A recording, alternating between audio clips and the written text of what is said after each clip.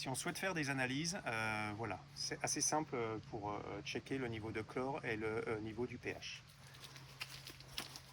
Il y a ici posé sur la petite console les éléments pour pouvoir faire les analyses. Donc je prends ma petite trousse d'analyse.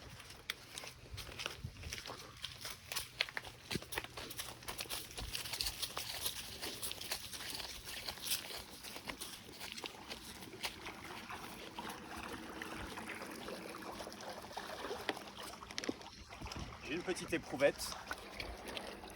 On remplit l'éprouvette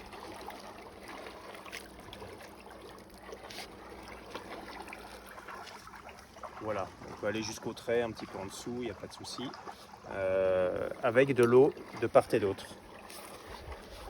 On va mettre du côté pH. Bon là c'est rempli, pas tout à fait jusqu'en haut, donc je vais mettre plutôt 4 gouttes. Si jamais on remplit jusqu'au petit trait, on met 5 gouttes. Et je referme.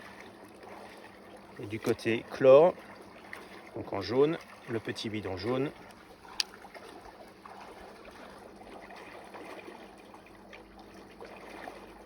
« 5 gouttes.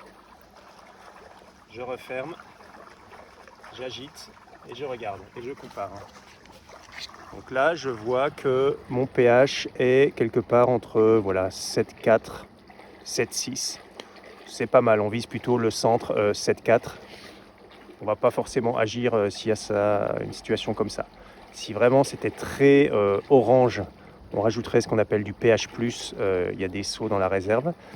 Ou si vraiment ça devient un peu violet, rose, assez foncé, on rajoutera à ce moment-là du pH-.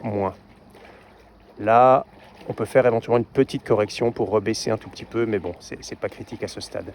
Et on voit de l'autre côté que c'est jaune, donc déjà c'est important. Si ça reste vraiment transparent, là, attention, urgence, on n'a plus assez de chlore.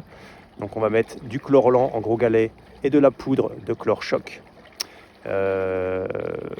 Mais encore une fois, si vous mettez régulièrement les galets, comme je l'explique, il n'y a pas de souci, on ne doit pas passer à ce stade-là. Et là, alors c'est un peu plus difficile à estimer à quel taux on est, mais voilà, je pense qu'on est plutôt pas mal, autour du 1,5 en chlore.